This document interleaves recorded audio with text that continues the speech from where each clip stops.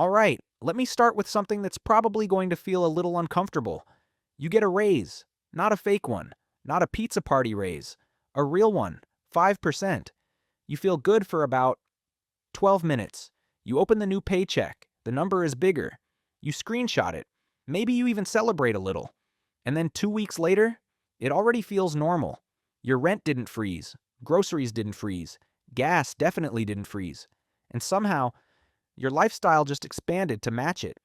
You're working more, you're earning more, but it never feels like enough. And deep down, there's this quiet thought. Is this it? My name is Jimmy, and I spend way too much time thinking about money, investing, and why smart people stay financially stuck longer than they should. If you're someone who works hard, earns decent money, but still feels like real wealth is just slightly out of reach, hit subscribe and give this video a thumbs up. Because today we're talking about something most people never question. Your salary is capped. Your assets aren't. And that difference changes everything. Here's the thing. We're trained to believe income is the solution. If you want more money, you get a better job. If you want freedom, you increase your salary. If you want security, you climb. But nobody tells you that the ladder is bolted to the floor. Now look, there are only so many hours you can physically work. Even if you're ambitious, even if you're talented, even if you're high income. Let's run simple math. You make $80,000 a year. You negotiate hard. You job hop. You get to $120,000. That feels massive. But here's what most people don't realize. That $120,000 still has a ceiling. Your company has budgets. Your industry has salary bands. Your role has a market rate. Even doctors, even lawyers, even tech executives. There is a range, and you don't control it. The Bureau of Labor Statistics shows that median wage growth in the U.S. over the last few decades has barely outpaced inflation in many sectors. Real wage growth is slow, predictable, controlled. That's not an insult. That's a system. Now compare that to assets. Let's say instead of focusing only on raises, you consistently invest $1,000 per month. Nothing crazy. The S&P 500 has historically returned about 10% annually before inflation over the long term, according to data going back nearly a century. Now you might be thinking, yeah, markets go up and down. Correct. But zoom out.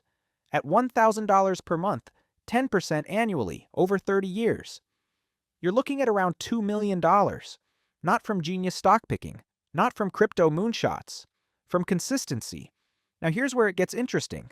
Your salary cannot compound at 10% per year for 30 years. It just can't.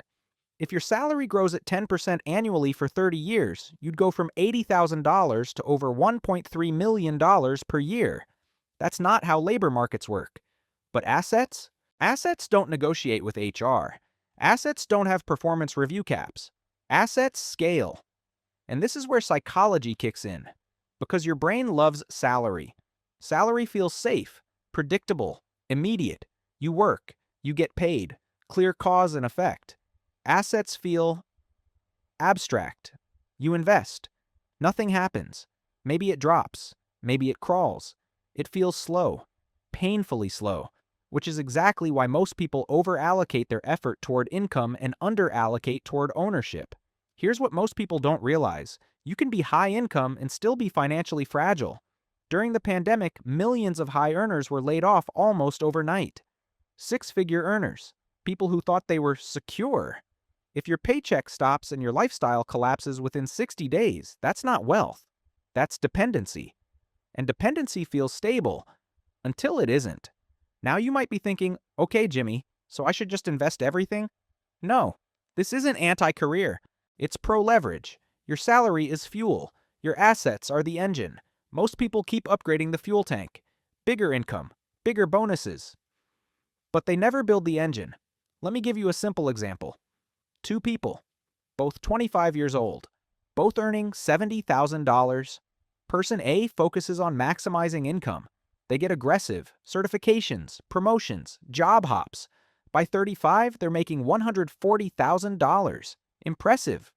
But they spend most of it. Lifestyle upgrades. Better apartment, nicer car, more vacations. They invest a little, not nothing, but not aggressively. Person B increases income too, but more modestly. Maybe they get to $100,000 by 35. The difference? They consistently invest 25% from day one. By 35, person B might have $250,000 invested. Person A?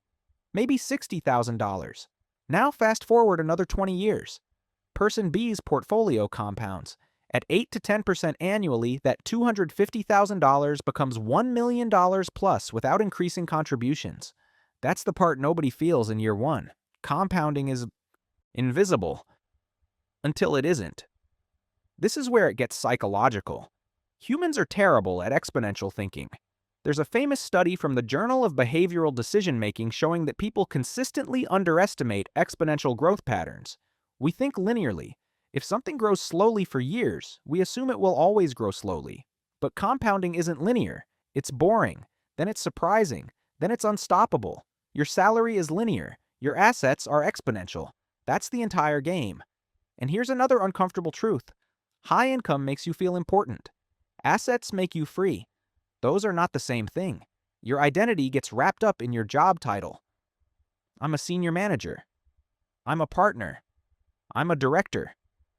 But your assets don't care about your ego. They only care about ownership percentage and time. Now look, there's also risk on both sides. Relying only on salary is concentrated risk. One company, one role, one income stream. Investing in diversified assets spreads risk across hundreds or thousands of companies. When you own an S&P 500 index fund, you own tiny pieces of Apple, Microsoft, Amazon, Johnson & Johnson, and hundreds more. You're not betting on one boss. You're betting on the global economy. Historically, despite wars, recessions, inflation spikes, political chaos, markets have trended upward over long periods. Not smoothly, not comfortably, but upward. Now, you might be thinking, okay, but what if I'm starting late? Here's the math. If you invest $2,000 per month starting at 35, earning 8% annually, by 65 you could have roughly $2.7 million. Start at 25 with $1,000 per month at the same return? You're around $3 million, half the contribution, similar outcome. Time is leverage. And assets are the only thing that fully reward time. Your employer does not pay you more because you've existed longer. Assets do. This is where it flips from math to mindset. Most people optimize for visible success. Bigger salary, better LinkedIn updates, job announcements, but the invisible moves matter more. Automatic investing, reinvested dividends, low-cost index funds, avoiding panic selling. According to Dalbar's long-term studies, the average investor significantly underperforms the market, not because the market fails, but because investors jump in and out emotionally. Psychology destroys returns more than volatility does. Which brings me to this. Assets require patience. Salary requires effort. Effort feels productive. Patience feels passive. So we overvalue what feels active. We grind for raises, we refresh email, we negotiate, but we hesitate to automate investments because it feels like giving up control. Here's the irony. True control is owning productive assets. Businesses, real estate, equities. Things that generate cash flow without your daily presence. Now, I'm not saying quit your job tomorrow and buy rental properties you don't understand. I'm saying shift the focus. Every raise? Increase investments first. Every bonus? Split it with your future self. Every lifestyle upgrade? Delay it 6 months and invest the difference. Build the habit of converting income into ownership. Because ownership scales. Here's another angle. Inflation. If inflation averages 2 to 3% annually, your cash loses purchasing power every year. If your salary grows 3% and inflation is 3%, you're standing still. Assets historically outpace inflation over long periods. They are one of the few mechanisms that allow you to outrun it. This is why wealthy families focus on equity ownership, not just income. If you look at Forbes billionaire lists, most fortunes come from equity stakes in businesses, not salaries. CEOs often earn large salaries, yes, but their real wealth comes from stock ownership. Equity, assets, ownership. Now you might be thinking, well, I'm not starting a billion-dollar company. You don't have to. Public markets let you buy fractional ownership of the biggest companies in the world for the price of dinner. That's unprecedented access, but it only works if you consistently participate. This is where it gets interesting again. At some point, your assets can start covering expenses. Not fully at first. Maybe they cover your phone bill, then your utilities, then your rent. When investment income starts replacing fixed expenses, your stress drops in a way a raise never provides. Because raises increase lifestyle. Assets increase options. Options are freedom. And freedom doesn't show up in a paycheck. It shows up in decisions. The decision to leave a toxic job. The decision to take a sabbatical. The decision to start something risky. When your assets grow large enough, you stop asking, how do I get my next raise? And start asking, how do I allocate capital efficiently? That's a completely different mental framework. Now here's the action part. First, calculate your savings rate. Not your income. Your savings rate.